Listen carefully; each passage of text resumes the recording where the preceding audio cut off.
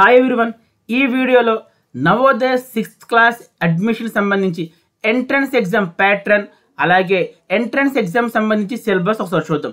అలాగే 9th class Navodaya 9th class admission సంబంధించి entrance exam pattern, అలాగే ఎంట్రన్స్ ఎగ్జామ్ సిలబస్ ఈ రెండు కూడా చూద్దామండి. ముందుగా Navodaya 6th class entrance exam pattern చూద్దాం. సో ముందుగా మీరు Navodaya 6th class entrance exam చూసుకుంటే ఈ ఎగ్జామ్ వచ్చి మీకు టోటల్ 80 క్వశ్చన్స్ ఉంటాయండి. Total 80 questions. ఈ 80 క్వశ్చన్స్ కూడా 100 మార్క్స్ ఉంటాయి. అలాగే మీ పిల్లలు ఈ 80 క్వశ్చన్స్ని అటెంప్ట్ చేయడానికి వాళ్ళు ఇచ్చిన సమయం ఎంతంటే, టైం ఎంతంటే 2 అవర్స్. అంటే మీ ఎగ్జామ్ డ్యూరేషన్ అనమాట. 2 అవర్స్ అనేది మీ పిల్లల యొక్క ఎగ్జామ్ డ్యూరేషన్. ఈ 2 అవర్స్ లోపలే ఈ 80 క్వశ్చన్స్ కూడా అటెంప్ట్ చేయాలి. అండ్ మీకు ఇక్కడ డౌట్ రావచ్చు, టోటల్ 80 క్వశ్చన్స్ ఉన్నాయి, బట్ మార్క్స్ వచ్చి మాత్రం 100 మార్క్స్ ఉంటున్నాయి ఎలా అంటే, జనరల్గా 80 క్వశ్చన్స్ 80 మార్క్స్ కదా, మరి 80 క్వశ్చన్స్ 100 మార్క్స్ ఎలా అంటే, ఈచ్ క్వశ్చన్ క్యారీస్ 1.25 మార్క్స్. అంటే వీళ్ళు ఒక్కొక్క క్వశ్చన్కి 1 మార్క్ కాదండి ఇస్తుంది, ఒక్కొక్క క్వశ్చన్కి ఒక్కొక్క కరెక్ట్ అయిన క్వశ్చన్కి వాళ్ళు ఇచ్చే మార్క్ ఎంత అంటే 1.25. సో 80 × 1.25 చేస్తే మీకు 100 మార్క్స్ వస్తుంది. మీరు గుర్తుపెట్టుకోండి, ఇక్కడ ఒక్కొక్క క్వశ్చన్కి ఒక్కొక్క మార్క్ అయితే కాదు, ఒక్కొక్క క్వశ్చన్ అంటే each question carries 1.25 marks. So ఇదండి. నెక్స్ట్ కమింగ్ టు అసలు ఈ ఎగ్జామ్ అనమాట. అంటే 6th క్లాస్ ఎగ్జామ్ సంబంధించి 3 సెక్షన్లు ఉంటాయి, 3 సబ్జెక్టులు ఉంటాయి. అంటే మీకు క్వశ్చన్ పేపర్లో, రేపు క్వశ్చన్ పేపర్లో మీరు చూసుకుంటే 3 సబ్జెక్టులు ఉంటాయి. ఆ 3 సబ్జెక్టులు ఏంటంటే, ఒకటి మెంటల్ ఎబిలిటీ టెస్ట్, దీన్నే రీజనింగ్ అని కూడా సింపుల్గా పిలవచ్చు. Next arithmetic test. సో ఈ అర్థమెటిక్ టెస్ట్నే న్యూమరికల్ ఎబిలిటీ అనొచ్చు, లేదంటే మ్యాథమెటిక్స్ అని కూడా అనొచ్చు. ఈ అర్థమెటిక్ టెస్ట్ ఇంకో పేరు ఏంటంటే మ్యాథమెటిక్స్ ఆర్ న్యూమరికల్ ఎబిలిటీ. మూడో టెస్ట్ లాంగ్వేజ్ టెస్ట్. సో ఈ లాంగ్వేజ్ టెస్ట్లో జనరల్గా ఏం అడుగుతారంటే, ఒక 4 పాసేజెస్ ఇస్తారండి. 4 పాసేజెస్. ఈ ఒక్కొక్క పాసేజ్ వచ్చి 5 మార్క్స్ ఉంటాయి. Each passage carries 5 marks. So next mental ability సంబంధించి టోటల్ 40 క్వశ్చన్స్ అడుగుతారండి. మెంటల్ ఎబిలిటీ చాలా ఈజీ పేపర్ అండి. ఇంకా చెప్పాలంటే అసలు మీ పిల్లలకి కోచింగ్ కూడా అవసరం లేకుండా ఇవి ఆన్సర్ చేయొచ్చు. ఏది మెంటల్ ఎబిలిటీ టెస్ట్ అనేది ఈజీగా వీళ్ళు స్కోర్ చేయొచ్చు వితౌట్ ఎనీ కోచింగ్. 40కి 40 కూడా ఆన్సర్ చేయొచ్చండి. Next coming to arithmetic test అండి. దీనిలో మ్యాథమెటిక్స్ అంటారు. చాలా చాలా ఇంపార్టెంట్ అండ్ కేర్ఫుల్గా ఉండవలసిన సబ్జెక్టు. మీకు అర్థమయ్యేలా చెప్పాలంటే, రేపు ఒకవేళ మీ పిల్లలు నవోదయ ఎగ్జామ్ రాస్తే మాత్రం ఎస్పెషల్లీ మ్యాథమెటిక్స్ సంబంధించి 20కి 20 క్వశ్చన్స్ కూడా కరెక్ట్గా పెట్టి రావాలి. పెడితే ఏమవుతుందంటే, మీకు సీట్ వచ్చే ఛాన్సెస్ అనేవి చాలా ఎక్కువ. ఎంత ఎక్కువ అంటే 100కి 99.99% ఎక్కువ. సో చాలామంది పిల్లలు మ్యాథమెటిక్స్లో వీక్ ఉంటారు కాబట్టి మీ పిల్లలు మ్యాథ్స్లో కొంచెం ఫార్వర్డ్, కొంచెం అడ్వాన్స్డ్ ఉండేలాగా ప్లాన్ చేసుకోండి. దీని మీద ఎక్కువ ఫోకస్ చేయండి. ఎందుకంటే చాలామంది టఫ్గా ఫీల్ అవుతారు. మ్యాథమెటిక్స్, అర్థమెటిక్ కన్నా మ్యాథమెటిక్స్ అన్న రెండు కూడా ఒకటే. సో దీని మీద ఎక్కువ కాన్సన్ట్రేట్ చేయండి. యాజ్ ఏ పేరెంట్ మీరు పేరెంట్గా చూసుకోవచ్చు, లేదు మీ పిల్లలైనా సరే మీరు ఎక్కువగా ఫోకస్ చేయవలసిన సబ్జెక్టు మ్యాథమెటిక్స్. సో ఈ సబ్జెక్ట్ ఒకటే మీ పిల్లలకి సీట్ రావడంలో డిసైడ్ చేస్తుంది. సో మ్యాక్సిమం 20కి 20 పెట్టేలా రావాలి. వస్తే మ్యాక్సిమం సీట్ వచ్చే ఛాన్సెస్ ఉంటుంది. సో అర్థమెటిక్ టెస్ట్ వచ్చి 20 క్వశ్చన్స్ 25 మార్క్స్ అడుగుతారు. Next language test. సో ఈ లాంగ్వేజ్ టెస్ట్ అనేది 20 క్వశ్చన్స్ అడుగుతారు. మీకు ఆల్రెడీ చెప్పాను, 4 పాసేజెస్ ఇస్తారు. Passage reading is very easy అండి. లైక్ ఏదో ఒక స్టోరీ కానీ ఒక ఆర్టికల్ కానీ ఇస్తుంటారు. జస్ట్ మనం ఆ స్టోరీయో ఆర్టికల్లో చదివి ఆ స్టోరీకి సంబంధించి కింద క్వశ్చన్స్ 5 అడుగుతారండి. సో జనరల్గా మన చిన్నప్పటి నుంచి అలవాటే, మనకి ఒక పారాగ్రాఫ్ ఇచ్చి కింద ఒక 5 క్వశ్చన్స్ అడిగినప్పుడు మ్యాక్సిమం ఆ 5 క్వశ్చన్స్ ఆన్సర్లు అన్నీ కూడా పారాగ్రాఫ్లోనే ఉంటాయి. చాలా వరకు స్కూల్లోనే ఇది అలవాటు అయ్యి ఉంటుంది. చాలా అంటే చాలా ఈజీ. సో ఇదండి జనరల్గా 6th class Navodaya exam pattern. So total 80 questions 100 marks 2 hours duration, అంటే 120 మినిట్స్. ఇక్కడ చాలామంది పేరెంట్స్కి వచ్చి ఇంకొక కామన్ డౌట్ ఏంటంటే, సార్ ఇక లాంగ్వేజ్ టెస్ట్ ఏం చూస్ చేసుకోవాలి అంటే, మేము తెలుగులో పెట్టుకోవాలా ఇంగ్లీష్లో పెట్టుకోవాలా, అలాగే అర్థమెటిక్ టెస్ట్ అనేది తెలుగులో పెట్టుకోవాలా ఇంగ్లీష్లో పెట్టుకోవాలా, నెక్స్ట్ రీజనింగ్ అనేది తెలుగులో పెట్టుకోవాలా ఇంగ్లీష్లో పెట్టుకోవాలా అంటే, ఇక్కడ మీకు నచ్చినట్టుగా పెట్టుకోవడానికి అవ్వదండి. మీ పిల్లలకి తెలుగు వస్తే మొత్తం 3 సబ్జెక్టులు కూడా తెలుగే చూస్ చేసుకోవాలి. అలాగే ఇంగ్లీష్ బాగా మీ పిల్లలు ఇంగ్లీష్లో కంఫర్ట్ కన్వీనియంట్గా ఫీల్ అయితే మాత్రం, సో 3 సబ్జెక్ట్స్ కూడా mental ability, arithmetic test, language test, ఈ 3 సబ్జెక్టుకి సంబంధించిన క్వశ్చన్స్ అన్నీ కూడా మీకు ఇంగ్లీష్లోనే కనబడుతుంది. సో మీకు అర్థమయ్యేలా చెప్పాలంటే, మీరు ఒకవేళ ఇంగ్లీష్ సెలెక్ట్ చేసుకుంటే టోటల్ 80 క్వశ్చన్స్ అన్నీ కూడా ఇంగ్లీష్లో మాత్రమే కనబడతాయి. అలా కాకుండా మీరు తెలుగు చూస్ చేసుకుంటే, అంటే ఎగ్జామ్ పేపర్ ఏ లాంగ్వేజ్లో ఉండాలో మీరు చూస్ చేసుకుంటే, ఇంగ్లీష్ చూస్ చేసుకుంటే టోటల్ 80 క్వశ్చన్స్ కూడా ఇంగ్లీష్లో ఉంటాయి, తెలుగు చూస్ చేసుకుంటే టోటల్ 80 క్వశ్చన్స్ అన్నీ కూడా తెలుగులోనే కనబడతాయి. సార్ అలా కాకుండా లాంగ్వేజ్ టెస్ట్ ఒకటి మేము తెలుగులో పెట్టుకొని చూడండి, ఇక్కడ లాంగ్వేజ్ టెస్ట్ అంటే పాసేజెస్ ఉంటాయి. సో ఈ లాంగ్వేజ్ టెస్ట్ ఒకటి మేము తెలుగులో పెట్టుకొని రిమైనింగ్ 2 సబ్జెక్ట్స్ అంటే ఏంటివి, రీజనింగ్, మ్యాథ్స్, ఈ 2 మేము ఇంగ్లీష్లో పెట్టుకోవచ్చు అని చెప్పి చాలామంది డౌట్ రేస్ చేశారు. అలా కుదరదండి. 3 సబ్జెక్టులకి సంబంధించి అంటే 3 సెక్షన్లు కూడా మీరు ఏదో ఒక లాంగ్వేజ్లో మాత్రమే చూస్ చేసుకోవాలి. స్పెసిఫిక్గా ఒక సబ్జెక్ట్ వచ్చి ఒక లాంగ్వేజ్లో, మిగతా 2 సబ్జెక్టులు వచ్చి వేరే లాంగ్వేజ్లో పెట్టుకోవడానికి మనకి ఛాన్స్ లేదండి. సో క్లియర్ అయిందని అనుకుంటున్నాను డౌట్.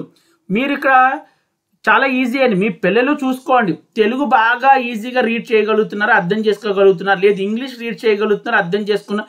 మీ పిల్లల క్యాపబిలిటీ పెట్టి డిసైడ్ అవ్వండి, అది తెలుగు అప్లై చేయాలా ఇంగ్లీష్ అప్లై చేయాలని చెప్పి. నెక్స్ట్ ఇదండి 6th class Navodaya entrance exam సంబంధించి ఎగ్జామ్ ప్యాటర్న్ ఎగ్జాక్ట్గా ఎలా ఉంటుందండి. 3 సబ్జెక్టులు ఉంటాయి అంతే. సో మీకు ఇంకొక చిన్న సజెషన్ అండి, మీ పిల్లలకు సంబంధించి మెంటల్ ఎబిలిటీ అనేది చాలా ఈజీ. రీజనింగ్లో 40 క్వశ్చన్స్ అందరికీ వచ్చేస్తాయి. సో అలాగే దీనికి వితౌట్ కోచింగ్ కూడా, ఈవెన్ వితౌట్ కోచింగ్ కూడా వాళ్ళు ఈజీగా 40 మార్క్స్ అనేవి గెయిన్ చేయగలరు. అలాగే లాంగ్వేజ్ టెస్ట్ కూడా వితౌట్ కోచింగ్ 20కి 20 క్వశ్చన్స్ అనేవి అటెంప్ట్ చేయగలరు, 25 మార్క్స్ అనేవి వచ్చేస్తాయి. సో ఫస్ట్ సబ్జెక్ట్కి అలాగే 3rd సబ్జెక్ట్కి అసలు కోచింగ్ అవసరం లేదండి, ఏదో ఒక బుక్ కొనిస్తే చాలు. రీజనింగ్, ఇంగ్లీష్ అనేవి ఈజీగా మార్క్స్ గెయిన్ చేస్తారు. బట్ ఎస్పెషల్లీ మ్యాథమెటిక్స్ మాత్రం మీరు బుక్స్ కొనిచ్చినా ఏం చేసినా కుదరదండి. సో మ్యాక్సిమం ఏంటంటే క్లాసెస్ వినాలి. నేను ఆల్రెడీ మీకు తెలుసు ఫ్రీ కోచింగ్ ఇస్తున్నాను, నవోదయ 6th క్లాస్ సంబంధించి ఫ్రీ కోచింగ్ ఇస్తున్నాను. దానిలో భాగంగానే నేను మ్యాథమెటిక్స్ కూడా స్టార్ట్ చేశాను. మ్యాథమెటిక్స్ ఎందుకంటే నాకు తెలుసండి, that is only the deciding subject. మీ పిల్లలకు సీట్ రావాలంటే మ్యాథ్స్ అనేది చాలా మనం కన్సిడర్ చేయాల్సిన సబ్జెక్టు. సో మ్యాథ్స్కి సంబంధించి ఖచ్చితంగా వాళ్ళకి ఎవరికో గైడెన్స్ అయితే కావాలి. మీరు బుక్స్ కొనిస్తే మాత్రం మ్యాథమెటిక్స్ వాళ్ళు నేర్చుకోలేరండి సీరియస్లీ. సో ఖచ్చితంగా గైడెన్స్ కావాలి. మ్యాక్సిమం నేనైతే సిలబస్ కంప్లీట్ చేస్తానండి. మొత్తం ఈ 3 సబ్జెక్టులు కూడా నేను సిలబస్, అండ్ మీకు ఎగ్జామ్ వచ్చి April 13 ఉంది exam. Navodaya 6th class entrance exam వచ్చి April 30, 2022. సో మ్యాక్సిమం సిలబస్ మొత్తం అంతా నేను కంప్లీట్ చేస్తానండి. బట్ మీ పిల్లలు ఎక్కువగా ఫోకస్ చేయవలసింది అర్థమెటిక్ టెస్ట్, మ్యాథమెటిక్స్. సో ఇదండి ఇప్పుడు ఈ 6th క్లాస్ ఎంట్రన్స్ ఎగ్జామ్ సంబంధించి సిలబస్ ఒకసారి చూద్దాం. సో ముందుగా మెంటల్ ఎబిలిటీ టెస్ట్కి సంబంధించి సిలబస్ చూద్దామండి. ఈ మెంటల్ ఎబిలిటీ టెస్ట్ని రీజనింగ్ అని కూడా అనొచ్చు. సో దీంట్లో క్వశ్చన్స్ మనం ఒకసారి అబ్జర్వ్ చేస్తే ఫస్ట్ వన్ సిలబస్ చూద్దామండి, క్వశ్చన్స్ కాదు సిలబస్ చూద్దాం. Odd man out. Odd man out అంటే ఏంటంటే ఒక 4 ఆప్షన్స్ ఇస్తారండి. 4 ఆప్షన్స్లో కూడా ఒక ఆప్షన్ అనేది డిఫరెంట్గా ఉంటుంది. హియర్ ఆడ్ మ్యాన్ అంటే ఏంటంటే డిఫరెంట్గా ఉన్నదని పిక్ చేయాలి. ఫర్ ఎగ్జాంపుల్ మీకు అర్థమయ్యేలా చెప్పాలంటే ABCD, ఒక ఆప్షన్లో A ఇచ్చాడు, ఇంకో ఆప్షన్లో B ఇచ్చాడు, ఇంకో ఆప్షన్లో C ఇచ్చాడు, ఇంకో ఆప్షన్లో D ఇచ్చాడు. ఈ 4 లెటర్స్ అబ్జర్వ్ చేస్తే what is the odd man out అంటే డిఫరెంట్గా మీకు ఏ లెటర్ అనిపిస్తుంది? లెటర్ ఏ అండి, బికాజ్ ఏ అనేది వొవెల్, రిమైనింగ్ BCD అనేవి కాన్సనెంట్స్. సో మీరు ఐడెంటిఫై చేయవలసింది ఏంటంటే డిఫరెంట్గా ఉన్నదాన్ని పికప్ చేయాలి. So odd man out. Next figure matching. Next pattern completion. Next అంటే ఇక్కడ మీకు క్వశ్చన్ అబ్జర్వ్ చేసుకుంటే ఒకసారి చూడండి, మొత్తం ఇక 3 బ్లాక్స్ కూడా ఇచ్చి ఒక బ్లాక్ ఏమో ఎంటీగా ఇచ్చాడు చూడండి.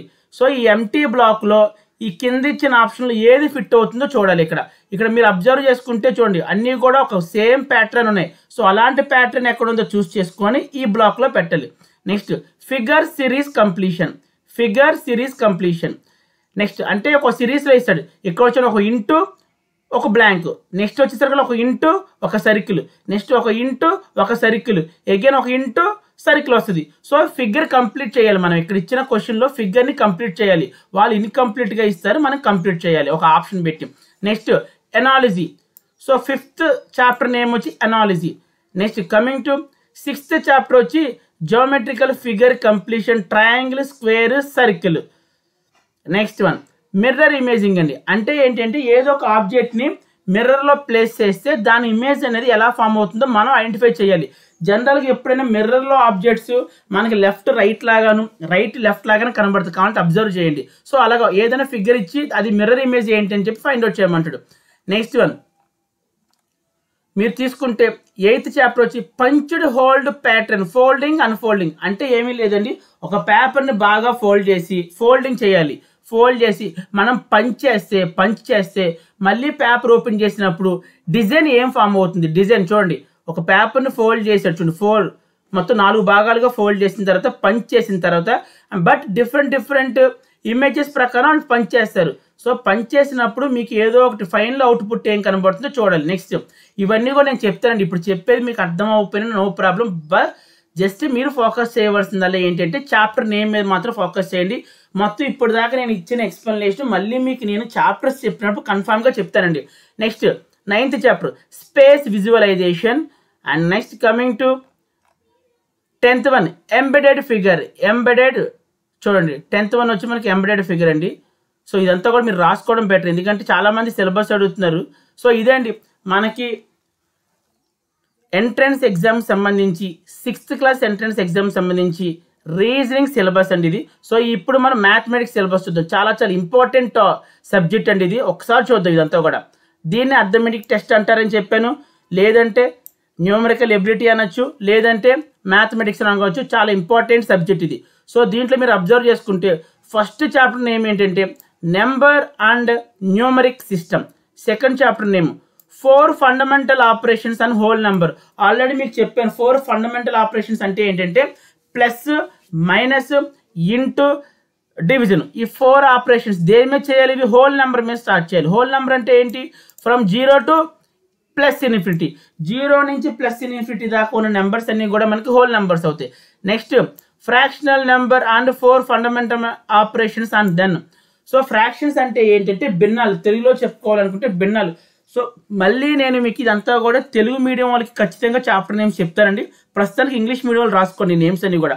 So fractional number and 4 fundamental operations and them. Again fraction సంబంధించి ప్లస్, మైనస్, ఇంటూ, డివిజన్ సంబంధించి క్వశ్చన్స్ ఇస్తారండి. Next factors and multiples including their properties. Factors కారణాంకాలు, నెక్స్ట్ మల్టిపుల్స్ గుణిజాలు. Next LCM and HCF of numbers. LCM అంటే least common multiple, HCF అంటే highest common factor. Next decimals and 4 fundamental operations on them. Next conversion of fractions to decimals and vice versa.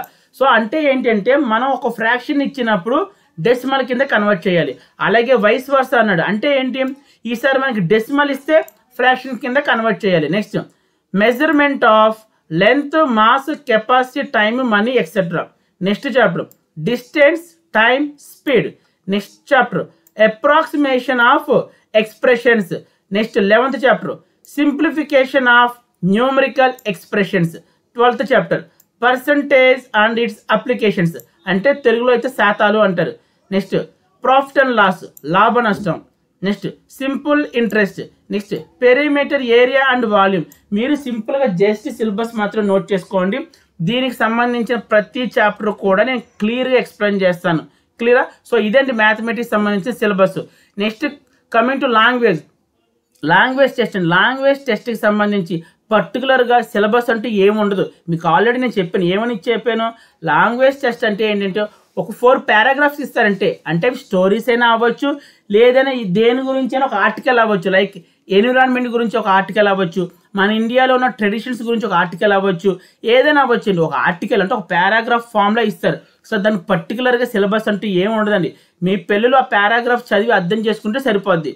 So language టెస్ట్కి సంబంధించి syllabus అయితే ఏమీ లేదు. So ఇదే అండి Navodaya 6th class admission సంబంధించి ఎంట్రన్స్ ఎగ్జామ్ ప్యాటర్న్, అలాగే ఎంట్రన్స్ ఎగ్జామ్ సంబంధించి సిలబస్. ఇప్పుడు మనం 9th క్లాస్ అడ్మిషన్ సంబంధించి 9th class entrance exam syllabus, అలాగే 9th class entrance exam pattern ఈ రెండు చూద్దామండి. ఓకే, ముందుగా Navodaya 9th class entrance exam సంబంధించి ఎగ్జామ్ ప్యాటర్న్ చూద్దాం. అంటే ఏంటి? Nature of the selection of test. ఈ ఎగ్జామ్ మీరు తీసుకుంటే 9th క్లాస్ ఎంట్రన్స్ ఎగ్జామ్ తీసుకుంటే మీకు టోటల్ 4 సబ్జెక్ట్స్ ఉంటాయండి. ఆ 4 సబ్జెక్ట్స్ ఏంటంటే ఇంగ్లీషు, అలాగే హిందీ, అలాగే mathematics and science.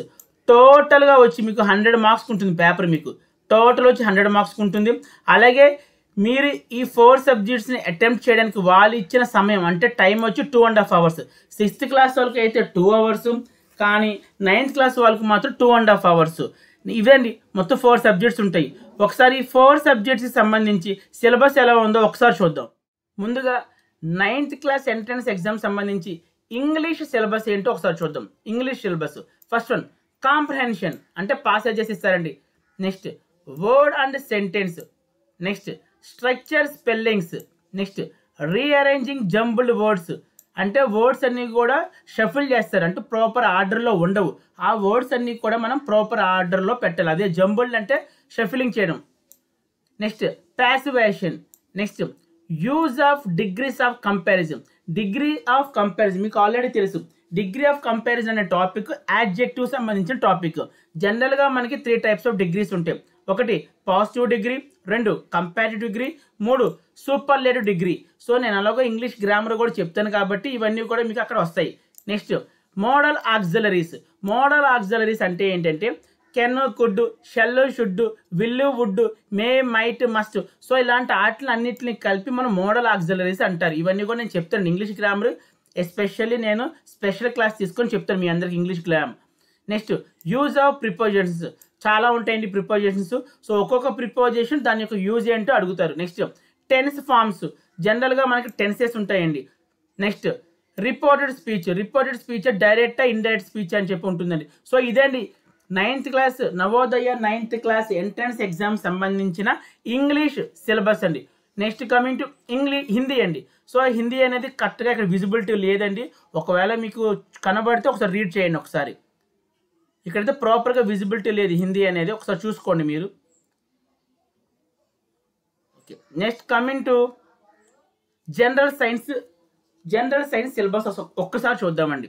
So first ఏంటి సైన్స్ సంబంధించిన సిలబస్ ఏంటంటే ఫుడ్లో వచ్చి crop production and management, micro organism and food preservation. Next synthetic fibres, plastics, metals and non metals. Next coal and petroleum, refining of petroleum, fossil fuels and combustion of flame. Next living, non living, cell structure and function, conservation of plants and animals and wild life sanctuary and national parks.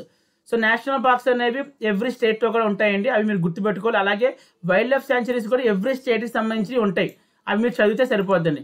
Next reproduction, asexual and sexual reproduction, reaching the age of adolescence. Next force. Next frictional force, gravitational force, thrust and pressure.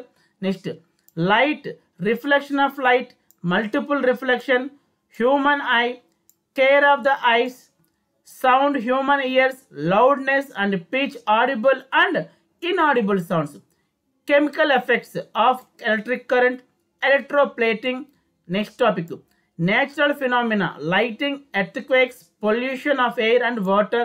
Next one solar system, stars and constellations. ఇదండి సైన్స్కి సంబంధించిన syllabus.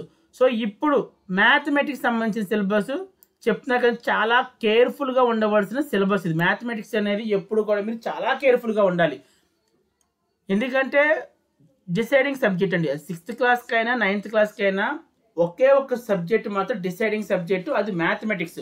ఎందుకంటే చాలామంది students మ్యాథమెటిక్స్లో చాలా week ఉంటారు. So ఎవరైతే week ఉన్నారో ఆ సబ్జెక్ట్ని మీరు ప్లస్గా మార్చుకోండి. ఓకే, మ్యాథమెటిక్స్ సంబంధించిన సిలబస్ చూద్దాం. Rational numbers. So rational numbers అంటే any number it is in the form of p by q and q not equal to 0. So జనరల్గా రేషనల్ నెంబర్ సంబంధించి కొన్ని ఎగ్జాంపుల్స్ ఉంటాయి.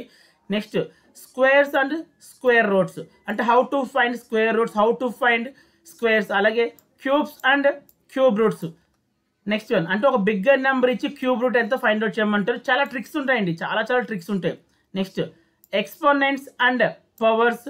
Next direct and inverse proportions, అంటే topic వచ్చి ratio and proportions topic అండి. Next comparing qualities, percentages. Next profit and loss. Next discount కూడా profit and లాస్లో ఒక భాగం అండి. Next simple and compound interest. Next topic algebraic expressions and identities including factorisation. Next linear equations in one variable, చాలా easy అండి. Next understanding quadrilaterals,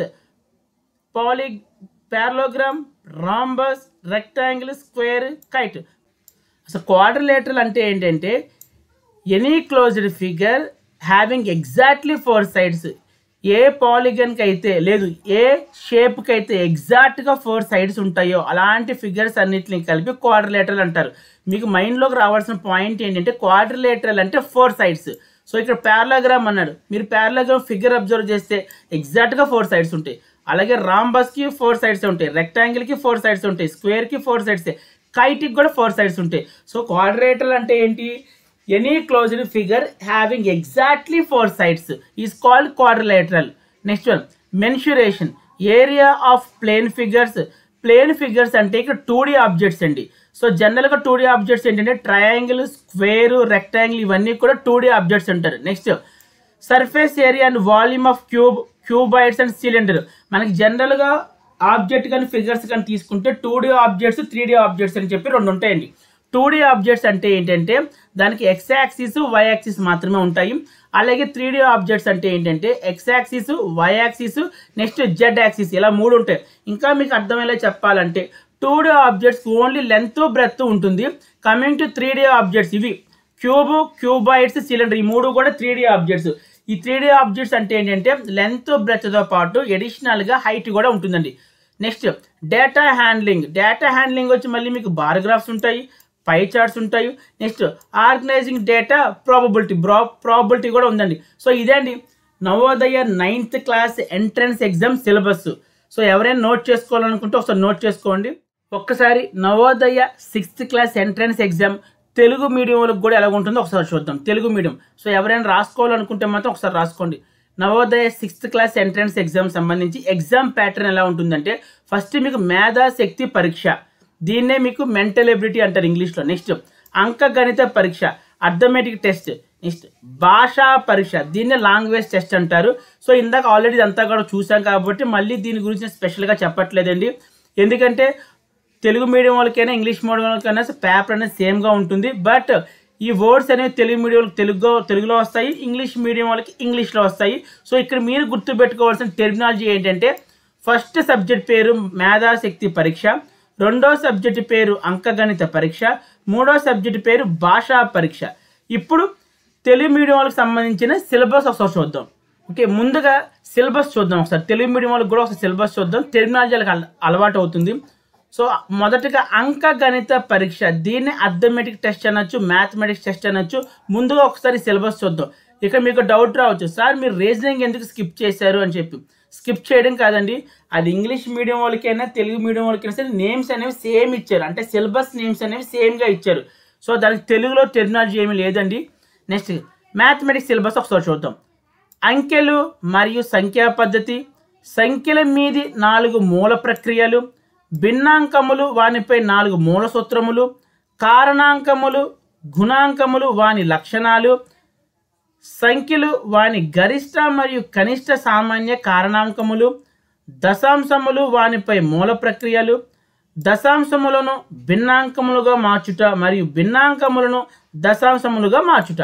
next వివిధ రకముల కొలతలు, పొడవులు, శక్తి, కాలము, ధనము మొదలగు వానిలో సంఖ్యల వినియోగము, దూరము, కాలము, వేగము, సమాసములు సూక్ష్మీకరించుట, సంఖ్యాపరమైన సమాసములను సూక్ష్మీకరించుట, శాతములు మరియు వాటిని సమస్యలలో వాడుట, లాభ నష్టములు, సామాన్య వడ్డీ, చుట్టుకొలత, వైశాల్యము మరియు ఘనపరిమాణం.